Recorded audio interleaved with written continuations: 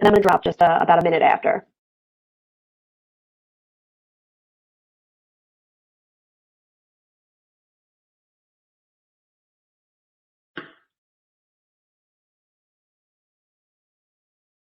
All right, hello everyone.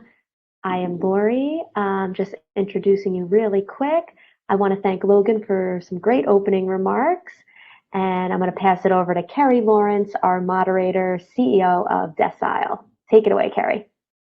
Thanks so much, Lori. As you mentioned, I'm the CEO of Decile. We're a customer data and e-commerce analytics platform. So I'm really excited for this panel today. I know we've got some awesome panelists from a couple different areas and we're really going to dig into home goods, that category. But before we started, I'm going to experiment with the polling functionality here. I have a little bit of an icebreaker. So I know it's early, so I'm going to go ahead and launch this poll. So please participate.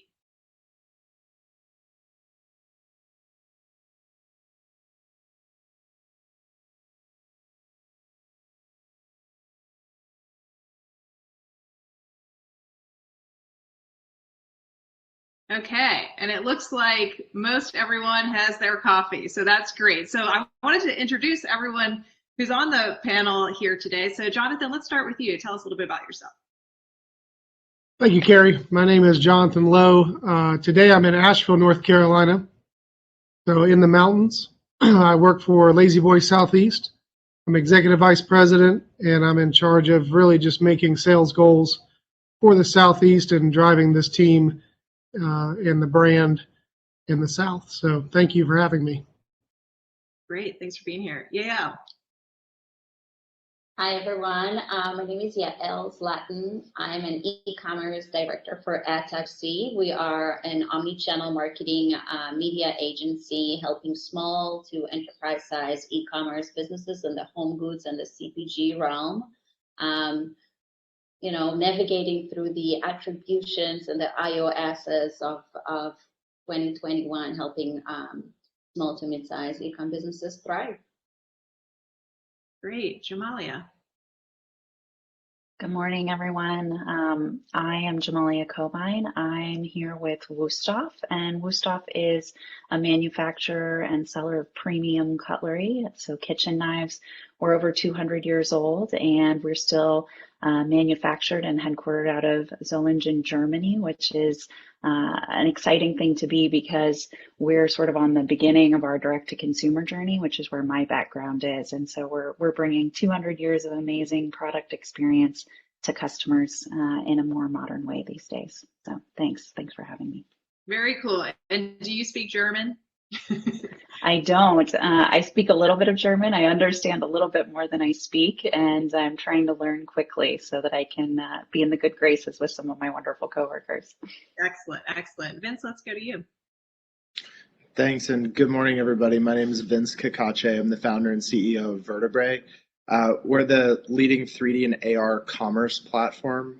So we work with brands and retailers that want to do product visualization or virtual try-on, and help them manage, create, and deploy all of the 3D assets and associated AR experiences to do that across the omni-channel ecosystem. So thanks for having me. Great, and last but not least, let's go to Duncan. Oh, you might be on mute, Duncan.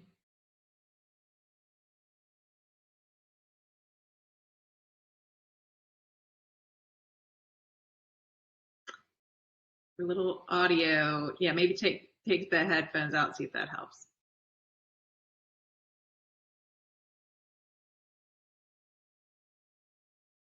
No, maybe a little refresh. That usually sometimes does the trick for me.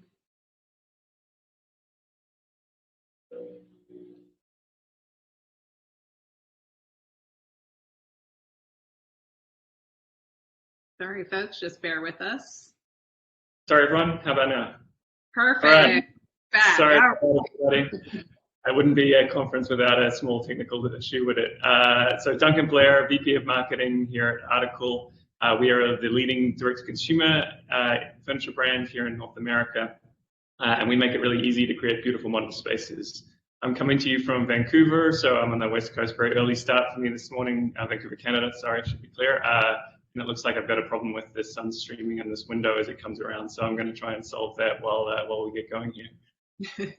Great. Well, thank you all, and thanks for all those of you attending this morning bright and early. Well, I wanted to kind of just kick off with thinking about, as particularly the marketers here, as you think about building your brand tribe and standing out in this crowd that has become a very digital space, as you know, the pandemic has really accelerated everyone's move into e-commerce. But how do you think about building and evangelizing your brand tribe? So Jamalia, let's start with you. Yeah, absolutely. This is something that's incredibly important to Wusthof, and it's part of a big change that we're making, because we've worked with some amazing retailers over the years and still do, and they've really told our brand story. And now we're taking that step to really connect one-to-one with our consumers and our customers, which is exciting. And to do that, I think it's a lot about ensuring that you are making a genuine connection. And so, what is the content strategy that you're building up that you can execute in a really authentic way and bring some of the interesting storytelling and behind the scenes and find those kinds of nuggets of information that help your consumers trust you, connect with you, and learn who you are. We have a little bit of a joke internally, but it's kind of, it's true. It's a bit like speed dating, because you have such a short amount of time to get to know someone and try and make a genuine connection. And you're going to meet a lot of people, and you might connect with some of them, you might not connect with others, and it's going to happen really rapidly. But what are those few things that we can, kind of put to the forefront? And I think for us, it is a lot about the storytelling. Being a 200-year-old brand, how do we bring, some of our heritage into this and help people learn who we are? I think it's also really important not to assume too much about what customers know about you or don't know. We have pretty good market penetration within the US market, for example, in the home goods and kitchenware space. But in reality, that's sort of a drop in the bucket, because there's always new people kind of coming into our demographic who might be interested or might be at a point in their lives where they're ready to, kind of step it up in the kitchen, which is our domain. So, for us, it is that storytelling piece and really meeting people where they are. So that's where we get the speed dating moniker internally. Great. And it's interesting because I think everyone's from all the brands represented here are from slightly different kind of stages and constructs. So, I mean, Duncan, with Article, the Article, I believe, is 100% kind of digital first e-commerce brand. But tell us a little bit about what you've noticed. Has anything changed as far as you've seen, as far as competition kind of coming into your world, or how does that feel for you? Yeah, and there's certainly in the online e-commerce space, there's new entrants every day. So it's super interesting. There's lots of people experimenting with different and interesting models, which is really exciting. I think for us, our sort of focus is we're primarily, I guess, disrupting the traditional retail space. So really, we obviously pay attention to what's going on with other new entrants, but for us, it's mostly how do we differentiate and build superior value proposition to our traditional retail competitors that we're up against. Great. And Jonathan, tell us about the La-Z-Boy experience, because you're probably more from the traditional route, more of the in-store kind of presence, but now I think navigating between both. But what has the experience been like for La-Z-Boy? Well, it really started 3 years ago as we saw consistently a 25% downturn in traffic. The more information that our customers are going on the web to gather, we lost the tire kickers. We lost people who were just kind of roaming around. So when someone walks in our doors, the information that they have, the product knowledge they have was just a huge experience for us. And so as we see this decline in traffic, we really wanted to compete in this digital world. We do a lot of OTT with the television dropping, but we really started our own content marketing with a simple question: if they ask, we tell. And that was where we started our journey in this. Now with COVID, we have a tremendous increase in traffic. We have a lot of people, so it just completely turned. But what didn't change is the information that they have at their fingertips and how educated our customer is. And that's where we had to meet them. Got it. And right now that are you seeing a return to in-store now that things are starting to open up a little bit? And is that kind of channel distribution shifting a little bit? So we were shut down for about 45 days. So during this 18 months, we have had our doors open. We were deemed necessary. So, and I'll definitely have a lot of notes on that later. But yes, the traffic has come back. Now we have this incredible delay that we're dealing with. But as far as reaching our customers on a digital platform, it really paid off to just be transparent. Here are the facts. You want to compare us to any of our competitors, we'll let you know why we think we're better and why maybe they're better in some instances. But that transparency has really helped us. Got it. And Yael, how are you sort of guiding your clients to try to stand out in this kind of cluttered world?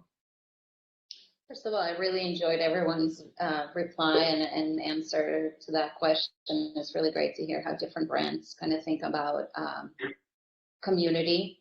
For us as marketers, we kind of let data dictate what community looks like. And what I mean by that is oftentimes when we think about brand loyalty or community, we think about one persona. So we just want to make sure that our the businesses that do business with us understand that they have a couple of those, and each persona requires its own community. Hence, content, just like everyone mentioned, is key here, but then also understanding that different persona will require a different content. And then on the other side of the road, we want to make sure we don't spend money or we don't want to spend money, and that's very important. So our specific persona, he or she might like a certain content, and we want to make sure we don't waste money on something they're not interested in, which is key, right? The key is not spending money, but not wasting it on things that are not going to move the needle for us. Yeah, no, that makes a ton of sense. I mean, at Decile, we are firm believers that a marketer's first-party customer data is their most valuable marketing asset, and learning as much as you can about your customers, both pre-COVID, during COVID, post-COVID, your highest value versus your lowest value. That's kind of essential to knowing kind of how to talk to them and how to find more of those kind of customers that are going to be repeat purchasers and help really drive the brand. But a lot of you have talked about kind of content and creative and how important that is. Vince, I know you live and breathe this every day. And like, what are the shifts that you see marketers navigating as far as how they've had to adjust their kind of content and creative strategies to incorporate some newer technologies? Yeah, I mean, I think like outside of using technology for the sake of it, it just comes down to how do you best answer the questions that customers are asking, to Jonathan's point. And so, given the world that we live in now, everybody has a mobile device with 5 or 6 cameras on it. So you can easily have great augmented reality experiences, things that are accurate size and scale, touch of a button for any demographic, not just technically savvy folks. And so with that, you're able to then answer customer questions in the channel better than you otherwise could with things like imagery or video. And so a lot of those questions are, how big is it? How does it look in my space? What are the details? Or in a non-home goods arena, how does it look on me? And so being able to allow customers to answer those questions during their shopping journey, whether that's on an e-commerce site or even in store or across the omni-channel ecosystem, we just feel like 3D and AR is the next version of product photography, and similar to ratings and reviews a few years ago. It's just that extra bit of confidence and helps to answer maybe that customized question or that style or fit preference. And so we just view it as one of many things in the customer journey that can help that experience, which in an online purchase environment in the home goods space is typically meant to speed up a consideration cycle by boosting confidence, right, and getting people over the hump to say yes. And so that's ultimately through the pandemic, that's obviously accelerated the amount of retailers that have enabled that sort of technology. And then as it comes back to store, it's the store is still an important part of the journey, and so we want to aid and enable the customer journey however possible.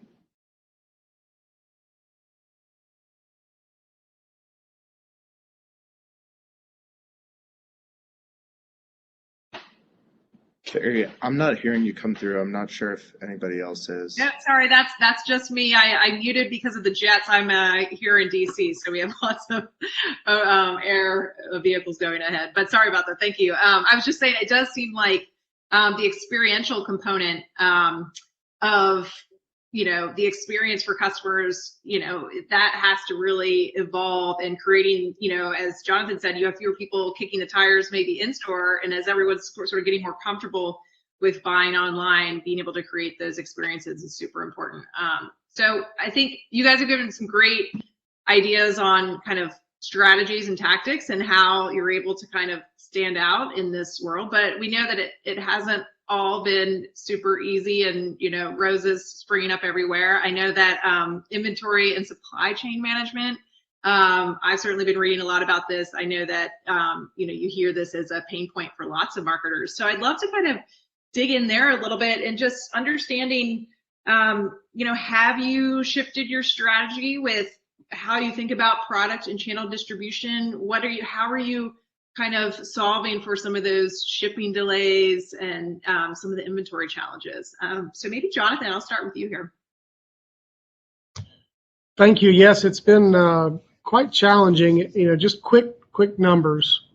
Pre-COVID, we would do about 30,000 units a week we would sell. After reopening, we went to 60,000 almost overnight. So our production was definitely an issue. Now we're at about 75,000 a week. So I can't stress upon this enough. Customer experience is huge, especially in our stores. La-Z-Boy's price point is not the cheapest, and people with delays could, on custom furniture, take 10 months to receive. So that customer experience is what we really, really focus on in design and getting the furniture that they really fall in love with, the home goods. We own some case good companies also. So that's really where we started and went to work. And then to back that up, we have just 3 layers of communication, starting with our salespeople. Some instances, someone made a purchase last year, we told them 4 months. Manufacturer came back and said, it's been 4 months, it's going to be another 4 months. That is not the most fun conversation to have with someone. So how do you solve for that? Like, are you offering kind of coupons or discounted shipping, or what? Like, what is how do you create something positive from what could be certainly a frustrating experience for your customers? I think discounting is a slippery slope. We could probably work out delivery protection plans, but as far as discounting the actual product, we just believe in our brand and the quality of it, and it's very hard to start that because it's affecting literally everyone, every customer. We all win when this product is delivered. It's a liability for us until it's delivered. So it's just something that we haven't started, and it's been okay. Customers understand if we have many touches: customer care, management, and salespeople. That's our 3 layers of handling disaster, because it's disaster for everyone. It's really affecting many industries. I think furniture got hit first because everybody was home. But now my friends that are in appliances, TVs, they're experiencing what we experienced 6 months ago. Yeah, it's interesting. I was just listening to a piece on NPR that was talking about, Amazon's Prime Day that's happening right now, and just so many marketers were unable to participate this year because they just couldn't sort of get it to work with like the shipping and the making sure the experience would work and how that would cut into their margins. But Duncan, what about you? You're also kind of in the furniture realm, but you've been used to this kind of online delivery for quite some time. Tell us about kind of what you guys are experiencing. Yeah, so in many ways, I guess March, April last year was sort of the game shifted onto our home territory. So we saw sort of similar growth numbers to Jonathan, sort of percentage-wise. back then and really sustained through the last 18 months, which has put tremendous strain on our supply chain, and coupled with the other things that Jonathan was alluding to there in terms of shipping challenges, just securing space on ships right now is challenging. It's wildly expensive. The spot market's like 10x what it was 18 months ago. So our supply chain team is working sort of overtime to get product onshore for us.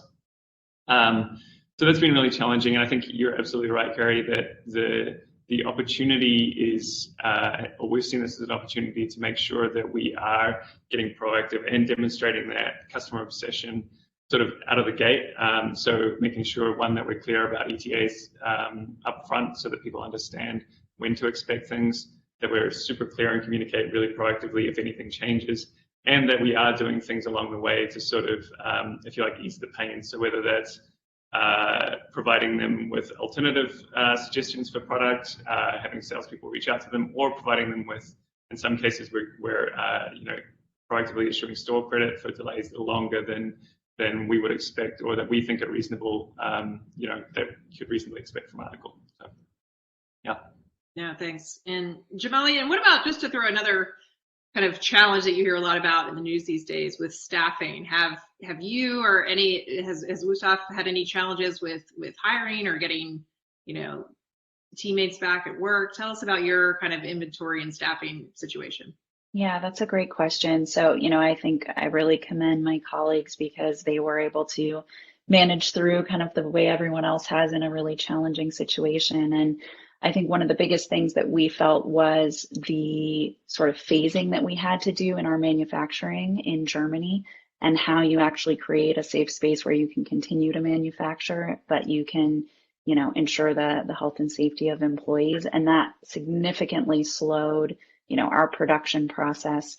And then from the perspective of the individuals sort of in more corporate positions and employees, I think everyone there has made a really good change. They transitioned really quickly to being able to work from home. And of course, that's a bumpy ride, but we brought on a lot of tools internally to help people connect.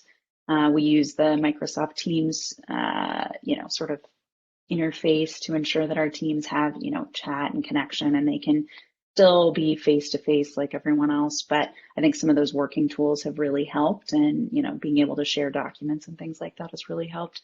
From a staffing perspective and bringing people in, I would say, purely from a selfish perspective in digital, it's been really challenging because there's been this real digital boom over the last 12 months. And I think everyone who either was in e-commerce but wasn't doing well, or wasn't in e-commerce now is. And so it's a very, very crowded space, and there are a lot of new players looking for talent.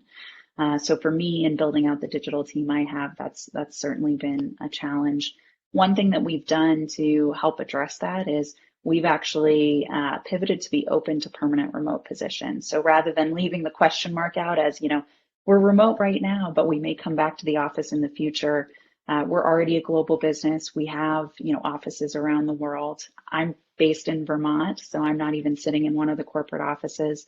And that's really sort of setting a tone for a new way of working in the future, where we can really look for the right talent rather than looking for the right talent in the right place. Yeah, no, I think it's opened up a world of opportunities for sourcing talent, maybe from markets that were previously not considered, but also I think a world of headaches too, for trying to figure out, compensation strategies and retention strategies. So a lot going on there. Well, let's take a pause and launch another poll, because I know there's lots of marketers who are listening in today. And so in this poll, what do you anticipate will be your company's biggest challenge as customers start returning to in-store buying and old habits? So let's go ahead and launch that. Everyone go ahead and submit your answer.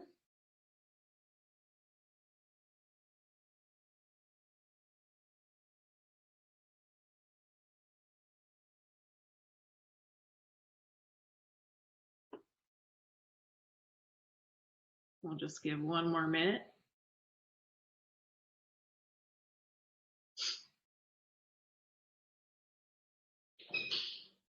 Yep, things are moving. Every time I'm about to end the poll, I see more movement. We'll just give one more. It's neck and neck. Okay, I'm going to go ahead and end the poll. Thank you for everyone participating. So it looks like for the bulk, 56% said inventory management is the biggest challenge, followed by navigating between distribution channels. So thank you all for participating. I think that certainly resonates with all of us here today. Well, I wanted to shift into another huge disruption or change to the digital ecosystem. So thinking about, adjusting to shifts with not just e-commerce, but privacy policies and app tracking transparency changes. So obviously Apple with their latest iOS 14 launch, which I believe is April 26th, really kind of changing the game as far as, creating in a way a huge, opportunity for customers to take more control over how their data is used and managed, but also a challenge I know for marketers and for platforms as well. So for not being able to get as many of those kind of conversion signals or events to help inform those purchase paths and that consumer journey. So obviously we've all heard a lot in the news about the challenges this presents to Facebook and how that impacts their optimization and measurement. I think both Google and Facebook are sort of moving to more kind of aggregated measurement or modeled measurement solutions. So would love to hear, and maybe I might even start with Yael for this one. I know that you mentioned this in sort of your opening too, but I'm sure this is a question you get from a ton of your clients. I know we certainly do at Decile, but tell us, what are the top kind of concerns that you're hearing from your clients related to some of these privacy regulations and changes within the industry? Is it more performance oriented, more measurement, or just uncertainty? I'd love to hear your perspective. Yeah, I think a little bit of all of the above, right? So we're still learning what it does. Some marketers see no change, some see slight change in their return on ad spend, and some see huge drops in their return on ad spend, moving their budget between platforms. So just kind of to take a step back, currently in the current landscape, what we have been seeing, and I want to say the last month or two, is that we are seeing limitations on smart bidding, which is something that all the platforms have vocalized about in the last couple of years. So in essence, we are experiencing the walled garden, how they feel like, what is it like to be in a black box algorithm, and especially when one is experiencing a signal loss, like in Apple's case. All these platforms have built these smart buttons or easy buttons, the way I like to call them, and it basically takes control away from the advertisers. But what it did, in fact, is it increased the bidding at the bottom of the funnel. And so anyone who have opted into tracking is now premium CPM, and it is expensive. So now people finally are realizing how expensive it is to retarget their clients. As marketers, I think, especially in Adtaxi, what we have been doing is shifting our budget towards upper funnel, right? So Jonathan have mentioned that they have been trying OTT or connected TV, depends on how you call it. And yes, that's a really great channel to start consumer journey, especially in the home goods section. So we are seeing shifts into pre-roll video, connected TV, YouTube, sequential video messaging is really big. And then when we look at attributions, in the past, we used to look at a return on ad spend, how much, if I put $1, will I get my dollar back? Today, we're looking at how much is it to acquire a client. So client acquisition become big, and what model do we want to look at it? Are we going to look at it from a last click model, first impression model? And I think there is no one answer to it. What we have been doing in the company I work for is, sitting down with a client, looking at the data, analyzing what we see, choosing the model that works best for that e-com brand, and then working upon that model. So I would argue that, what I would recommend to a marketer is that, like, as far as there are a ton of different measurement kind of models you can look at, but this is where, like, they need to kind of shift from just relying on individual platform conversions into looking at their own data. So being able to, like, have visibility understand, like, it's kind of like you should own that source of truth. And what you want to be looking at is not, to your point, not just ROAS, but actually looking at, is the lifetime value increasing for the people that you're acquiring? Because I think that right now we see a lot of knee-jerk reactions where performance in some cases is plummeting, but in a lot of ways that might just be more of a measurement issue and just visibility into what's really happening. So it's been interesting for, I know with some of Decile's clients, to see some marketer reactions initially is like, oh no, you know, performance is plummeting, things aren't going well. But then it's like, okay, well, let's look at your first party data for the month of May and June. You actually are acquiring a higher value customer. So like, you know, I think there's different pulse points. But I know that, and Duncan, I know you have a strong opinion on this too. We knew this was going to be kind of a juicy area, but talk to us about your kind of perceptions of what's going on. And we should say too, this isn't just an Apple thing. Obviously, Chrome's talking about deprecating third-party cookies later this year too. So it is really industry-wide. Yeah, I think it's super interesting and really has exposed a lot of I think behavior that wasn't very sort of positive in a lot of brands were undertaking, I suppose. I think there's you know, for us, we haven't relied on a ROAS model for a long time now. And if you were believing your sort of like whatever numbers came out of your dashboard in Facebook or whichever platform you were looking at to tell you that you were getting 10x return on your remarketing spend, you were probably being sold something that wasn't quite what exactly you were getting. So, you know, I think for folks, I think this will encourage a lot of ultimately you know, beneficial investment on brands' behalf, those that are able to adapt to this change. You know, ideally you would have been doing this before, but if you're able to focus on things like incrementality and things, and think about how, to Yael's point, like how are we acquiring sort of net new customers rather than just sort of bombarding the poor folks who end up in our funnel with 4,000 remarketing ads for the next 3 years, you know, is kind of, I think it ultimately is going to end up being a tremendous benefit both to consumers and to the businesses and brands that are able to adapt. Yeah, no, I think that's a great point. Well, Vince, how about, I know you, with especially being in the kind of content creative world, like personalization is so important, but what's your take on kind of the changes that have, you know, started to roll out and what you're sort of, how you're guiding your clients?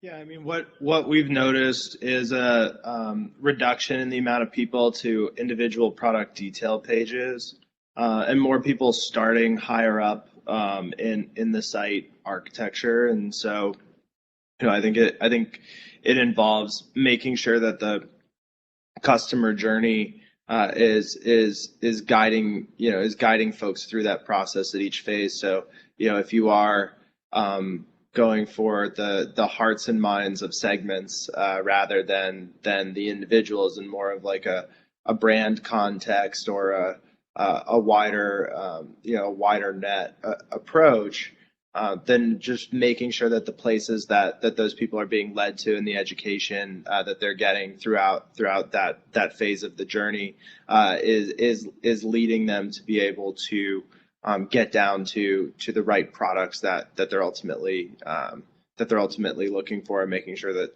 the content matches along the way. Got it.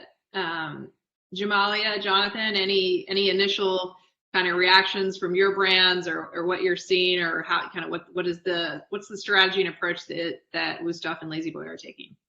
Yeah, on the Wusthof side, you know, I'm firmly kind of in Duncan's camp here. I think there's so much that you need to do broadly from a marketing perspective to ensure that you're having a really amazing customer journey throughout, and, you know, relying purely on kind of the numbers that you're seeing coming out of Facebook or whatever platform you're looking at is, you know, very deceptive, either, you know, for better or for worse. And, you know, frankly, I think a lot of people have been thinking about what a world with, you know, a really different marketing approach looks like for many years, purely because of the rising cost of advertising. And, you know, looking at the productivity of those types of campaigns, it doesn't mean that we don't want to play in those spaces and have that be part of a sort of a toolkit that we're using. But it really means that having that full customer journey, kind of to Vince's point, having a really great experience when you do land a customer on your e-commerce website, having a really great post-purchase experience to retain those people through. It's almost just re-solidifying that, you can't really rely on the bells and whistles or, one platform. You really have to be an all-around amazing retailer to be able to have a great long-term experience with your customers. And I think that's both in bringing new people in, but also in how you retain people and how you create the opportunity for them to interact with your brand over a longer period of time. There's probably never been a more important time to focus on customer loyalty and what you're doing. Because, as everyone says, it's more expensive to buy those net new incremental customers and bring them into the fold than it is to kind of nurture and maintain some of your existing cohorts. But Jonathan, I would love to hear your perspective too. So we're always asked the question, how do we build a loyalty program? And the best ones, I was at a table, and the best ones that all of us already were part of were already brands that we already purchased. And so the key thing was, well, we just like that product. Now we're getting some benefits. It really doesn't change our behaviors. I'm still going to this coffee shop. I'm still going to this sandwich place. Now I'm just happier that it's reward. But when we focus on the product, we win. And we learned in this digital world is the best way to focus on our product and our value is to educate the customer more and give them resources, whether it's our YouTube channel, our own website. We're just pushing everyone to information. And we're pretty new. I want to say 4 years ago, we made a huge investment in content marketing. I felt like we were behind then, but it's grown so much. Our YouTube channel, sometimes it's how to resync your remote on our chair. And it hit 70,000 views. And it's having people call us saying, thank you for doing that, or what else do you have? And that was very key for us to start. So if you're not doing that, start immediately and it will snowball. And it's much better than mass emails to the customers that you've already obtained their information for sure. I really wish you were participating in this panel from a Lazy Boy recliner too. That would be I am in a store. I am in a store. Perfect. Well, I think certainly, it's still early. I think from what I've read, I know there's a mix of opinions, but between like 6 and 15% of people in the US have opted to allow that full tracking. So kind of a smaller portion, I think, was initially forecasted, but I think time will tell. And I think you're all right. Like, it's kind of a moment to sort of get back to the basics and make sure that like that whole full brand experience is positive. But certainly on the measurement side, it's something to keep an eye on and throwing everyone for a loop. Well, let's think about a little bit about adjusting back to normal. I know normal is kind of using quotes right now, but as we hopefully are nearing a more manageable kind of point of the pandemic, and we're starting to see people feeling more comfortable getting out and about and starting to purchase. But I want to dig in a little bit about one, I think what's changed the most in your role as marketers over kind of the last year, but also how are you preparing for the future and what adjustments are you kind of anticipating? So let's start with Vince. So just to understand the question, I'm trying to give the perspective from my vantage point, not as a direct marketer. In terms of how my roles changed or how I see the ecosystem, I think that the biggest changes that I'm seeing from home goods brands and retailers are around, from a content perspective, or around creating a fully digital workflow. And a lot of times what that means is actually getting like real product design files that from factories that can then be translated into easily translated into high polygon 3D models, which get used for digital product photography, which then get translated into real-time 3D models, which can be seen in augmented reality by a consumer, versus kind of this disintermediated workflow of we have a factory that makes our goods, or we have these 3D models that otherwise can't be utilized to then we're trying to create digital product photography now, and we're recreating this piece of content again, and then okay, now we want to do, go from having one AR campaign on Facebook or a couple, maybe 20 to 100 SKUs in AR live on our website to now, 60 to 100% of our catalog. How do we create this whole workflow? And so I think like the biggest change that we're seeing is just people going from, one-off creating 3D and AR from a marketing perspective downstream to connecting that funnel back upstream and making sure that that content creation, all the way from product design through to B2B sell in and ultimately to B2C sell through or D2C sell through is all connected the right way. And so, that's what we're guiding clients on, is we have tools and technology to do that. But that's probably the biggest change this year is people have said, okay, the 3D and AR is here to stay. It's, we're going to treat it like product photography. We don't have a lot of it. It's expensive to produce. It's hard to manage. How do we create a system that's now going to scale this going forward? And I think we're moving from the early adopter phase into more of the early majority, and people are putting longer term strategies around it. So on that point, quick informal poll of our marketers here. Are you guys, raise your hand if you're using AR and 3D kind of options within your product catalogs, or is it, yeah, okay, Jonathan, all right. But yeah, my guess is like there's probably still a ton of marketers out there who are just starting to dip their toe in here. So it does seem like, to our earlier conversation, that experience is so important.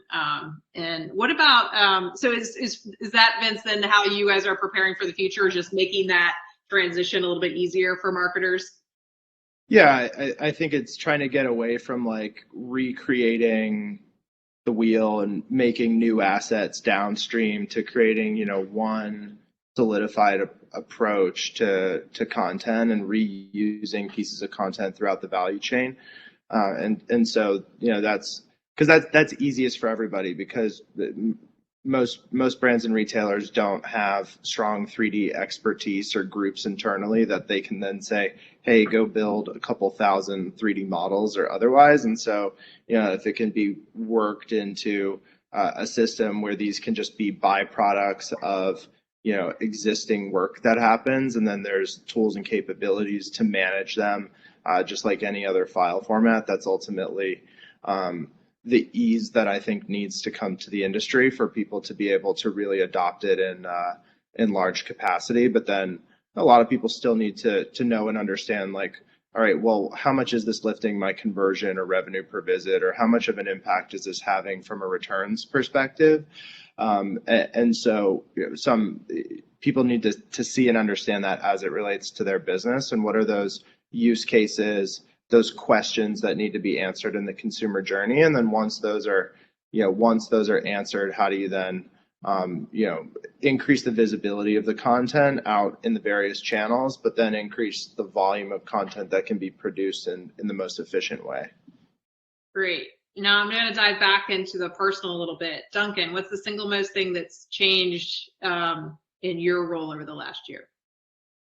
I think, as I mentioned earlier, sort of the pandemic brought the industry, if you like, to play on our home field, and we felt like we had a pretty strong advantage there at the start, back in March, April last year. But of course, that's accelerated. It's been a bit of a double-edged sword, and that has accelerated a tremendous amount of investment from all of our traditional retail competitors into the space. And so we're expecting, or we're already seeing, and we're expecting, all the traditional folks to get a whole lot better, a whole lot, pretty quickly here. And so we're expecting that, that home field advantage, if you like, to erode a little bit over the next little while. So for us, really, it's doubling down on where we're at in terms of, we see our product is going beyond the physical product and really is the whole end-to-end experience, which has meant we've made tremendous investments in, for example, our own delivery fleet, so that now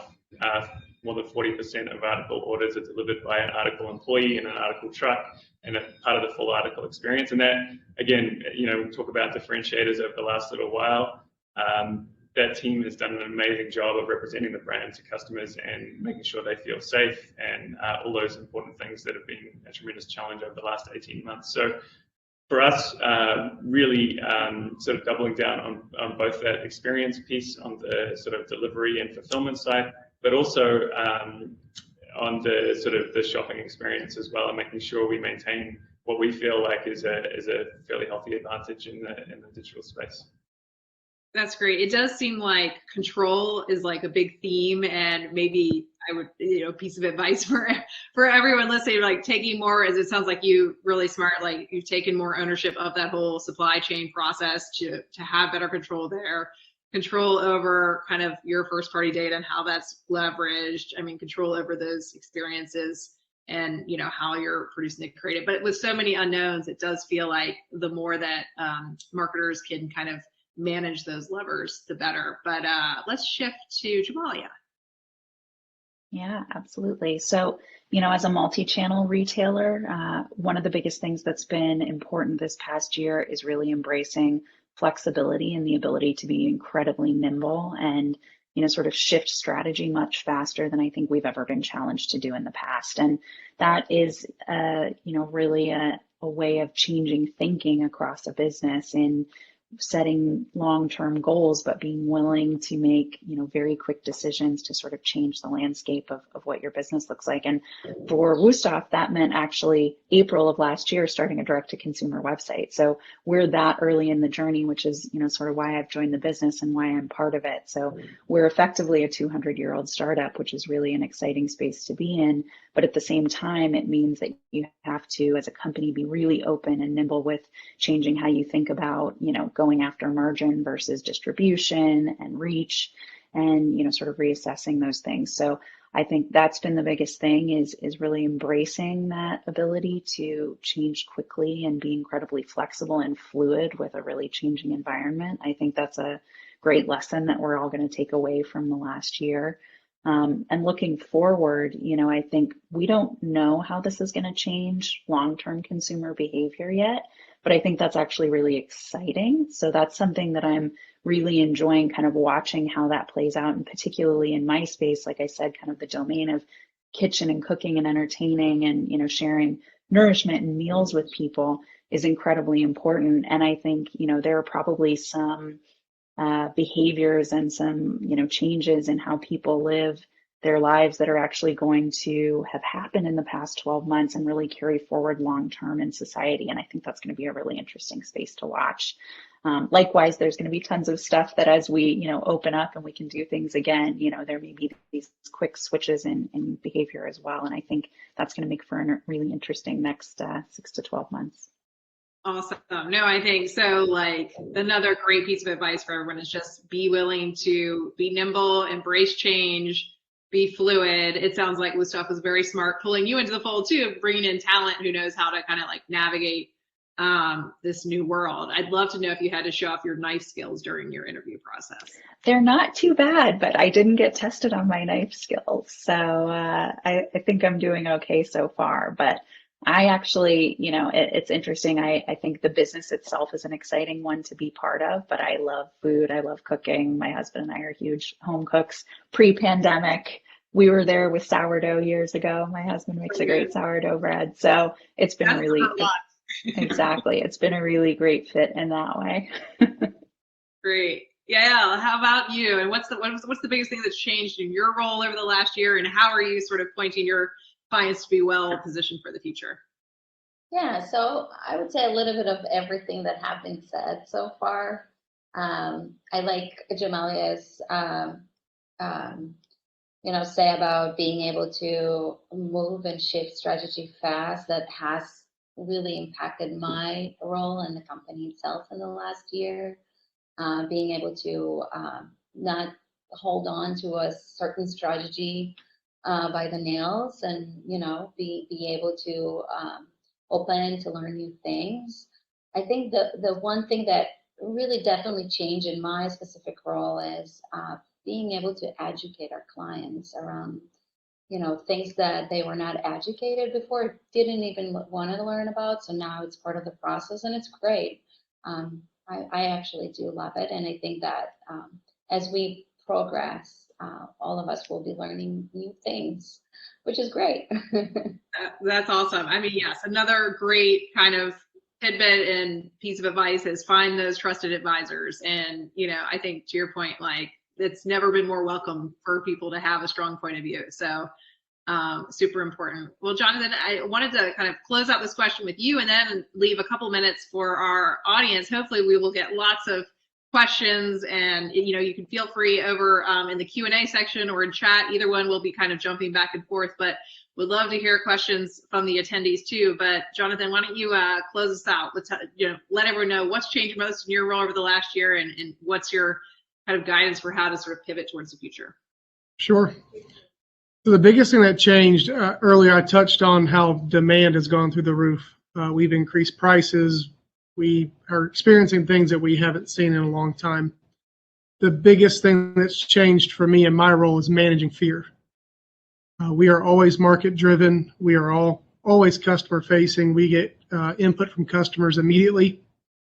But as a company, this ordeal, this pandemic has affected and touched everyone in our company, and in different ways.